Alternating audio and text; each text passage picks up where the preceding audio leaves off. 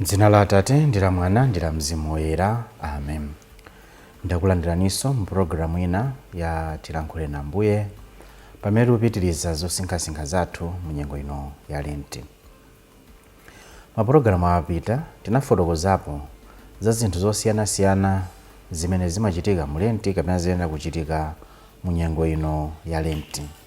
Ndiponso kuti tikuyenera kumvetsa ndi kudziwa bwino za nyengo ya Lent ngati nthawi yapadera, nthawi yosinkha ndi Mulungu komanso yoyenda ndi Mulungu tilandire zaulere.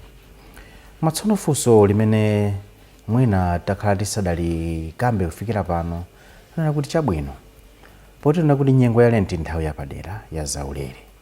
Kodi kuti tipeze zaulere zimenezi, tikulire zaulere zimenezi tena kuchita chani? Tidakamba za nsanamira za nyengo ya Lent zimene zili kupemphera, kupunguza ndi kusala komanso kuthandiza ena almsgiving. Tidakambanso za kuti fundo ziwiri za nyengo ya Lent ndi zoziti, ndipo konzekera kwa Khristu zabweretsa malonjezo a ubatizo wawo komanso ulendo wa akatumeni ku ubatizo kumakandira masakramenti atatu achinamwali cha Chikhristu.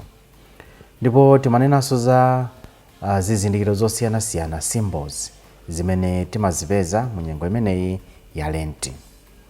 Koma funso lalikulu ndi lofunikira limene tineranso kuyambana kulisinkhasinkha ndi lakuti kuti tikolole monga ndanena poyamba paja zaulere zimene za Lent tiyenera kuchita chani? Nkhani yayikulu nyengo ya Lent ndi kulapa machimo. Kubwerera kwa Atate athu ndi kulapa machimo. Maphunzitso a Eklesia amatiuza kuti tchimo ndi kukana dala kufuna kwa Mulungu. Kukana dala kufuna kwa Mulungu chifukwa Mulungu amatipatsa ufulu woti tisankhe zoti tichite. Mulungu amatipatsa danga losankha chabwino kusiyana ndi choyipa. Koma ngati nthawi zambiri tisankha tchimo ndi kutasankha dala kukana kuchita kufuna kwa Mulungu. Choncho nyengo ya Lent ngati nthawi yolapa, kutembenuka mtima, chimene chizindikiro chake ndi phulusa lija. Tikumbukiretu kunena kuti monga ku Nineve kuja Yona atalalika, anthu anavala ziguduli kuzidzoka phulusa, anthu ndi nyama zomwe ngati chizindikiro chakulapa kuti Mulungu asawononge mzinda wa Nineve. Choncho ife ngati Akhristu timabwerera kwa Mulungu monga mmene mwana wolowerera uja adabwerera kwa Atate ake atadzidzimuka ndi kuzindikira mu mtima mwake. Choncho nyengo ya Lent ndi nthawi yoti tibwerere kwa Mulungu pakulapa machimo. Masakramenti a Eklesia amene alipo 7 asanu ndi awiri amatiuza kunena kuti limodzi mwa masakramenti amene tinamo mpingo ndilo sakramenti la kulapa. Ena amanena bwino kuti sakramenti la chiyanjano, pachizungu amanena bwino kuti penance and reconciliation. Choncho ifeyo nyengo ya Lent ndi nthawi yobwerera kwa Mulungu Atate athu pakulapa machimo athu kuti tibwerere ku moyo woyambirira wa zaulere wangwiro umene tena kukhala ndi Mulungu. Funso lina tsono nkumanena kuti timalapa chani? Timalapatu machimo. Nthawi zina anthu ena amatha kutinena ife akationa kuti ndi chifukwa chani makalapa kwa wansembe, osamangolapa direct kwa Mulungu bwanji. Mwina kumene kumakhala kusamvetsa kapena kuti liwu labwino ndithu looneka lolakwika pang'ono patena kulitchulabe. Imene ndimati ignorance kapena kuti umbuli kapena kuti kusadziwa zimene Katolika amaphunzitsa. Poyamba tikumbutsane kuna kuti sakramenti ndi chizindikiro. Zizindikiro zimene timalandiramo zaulere za Mulungu. Ndiponso kuti Mulungu amagwiritsa ntchito anthu kuti anthu apeze chipulumutso. Ndi chifukwa chake Ambuye Yesu Khristu adabadwa kubwera pa dziko lapansi pano. Chifukwa Mulungu adafuna kuwombola munthu amene adachimwa ndi munthu mzake. Ndi chifukwa chake tikamakambaza Pasaka paja pa nyimbo ya chikandulo ija timakambazona kuti tsoka la Adamu lopatsitsa mwayi, chifukwa tidatiyenereza mpulumutsi wotereyo. Mulungu adafuna kuti aumbole anthu kudzera mwa anthu.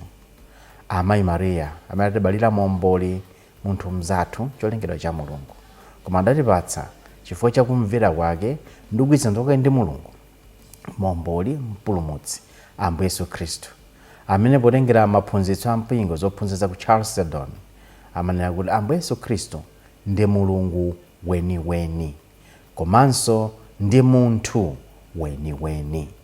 Choncho Ambuye Yesu wera pa dziko lapansi pano adabwera kudzatipulumutsa, ndipo chifukwa cha zochitika zake atauka kwa akufa anawuza onena kuti aliwonse amene akhululukira machimo awo akhululukidwadi, ndipo amene sakhululukira sakhululukidwadi. Komanso atauka kwa akufa atauka atakumana ndi ophunzira ake mnyumba ija, atawuzira Ambuye adanena kuti landilani Mzimu Woyera, amene muwakhululukire machimo awo akhululukidwadi, amene simuwakhululukira sakhululukidwadi. Choncho khali sitingakambe history ya thunthu ya sacrament ya kulapa kapena chiyanjano kapena penance and reconciliation, koma timadziwa kunena kuti ngati mpingo timachita zimene Ambuye Yesu adatisiyira, ngati zizindikiro zimene Ambuye Yesu adaziyambitsa zoti zitithandize ifenso ndi anzathu kufika pafupi ndi Mulungu. Ndi chifukwa chake kulapa ku Katolika ndi sakramenti, pakuti wansembe amangoyimira Yesu Khristu mwini wake, osati kukulula machimoko. Munthu amalola kwa nsembe ayi, amalola kwa Mulungu kupyolera mu chida chake chimene chili wansembe. Izi zimachitika bwanji? Pajatu tikamakambaza nsembe ya misa paja tikanena kuti Ambuye akhale nanu, timayankha kuti akhalenso ndi mzimu wanu. Mzimu wa ndani? Ndi mzimu wa Ambuye Yesu umene muli mwa wansembe chifukwa cha sakramenti la ukulu.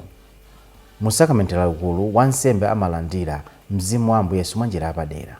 Ndi chifukwa chake pobatiza wansembe sabatiza ndiyeyo, amakhala Yesu Khristu mwini wake amene akubatiza.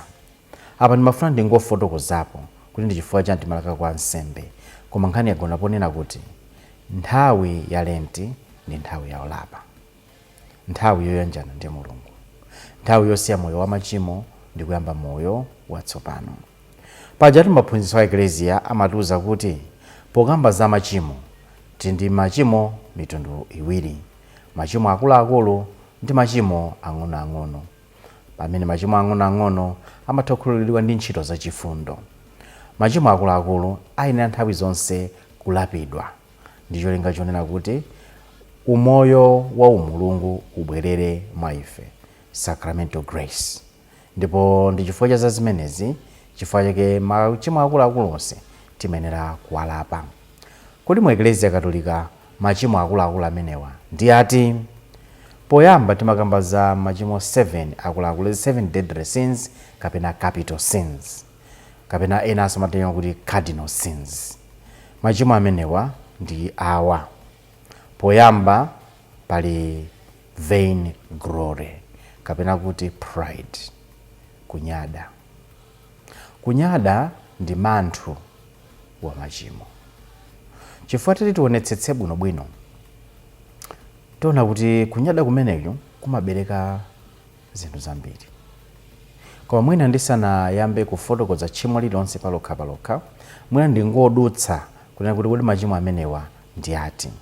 Monga ndanena, poyamba pali vain glory kapena kuti pride, kenako pali greed, kenako pali lust, kenako pali envy, kenako pali gluttony, kenako pali wrath, penapo pali sloth.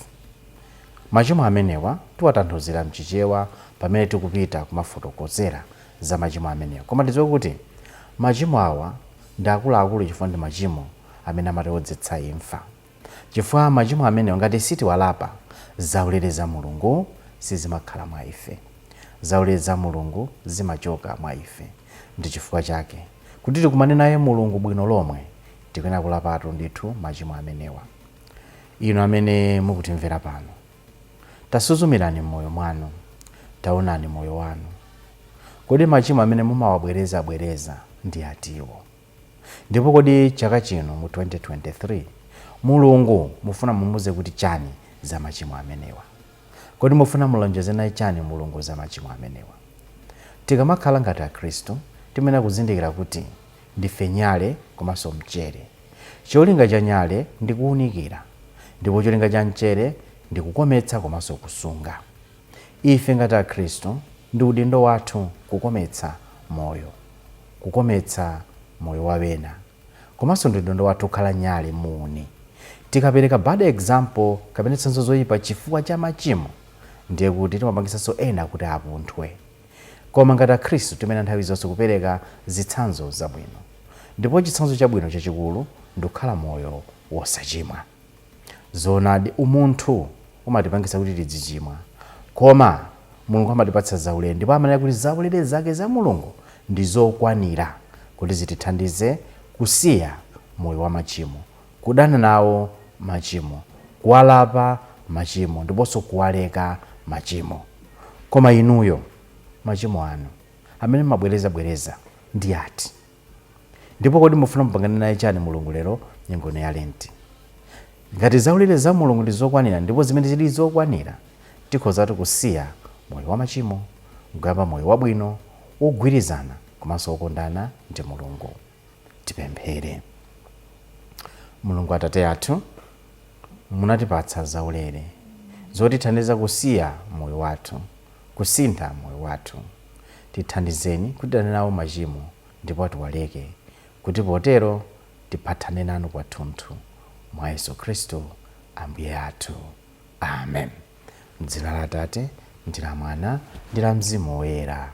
Amen.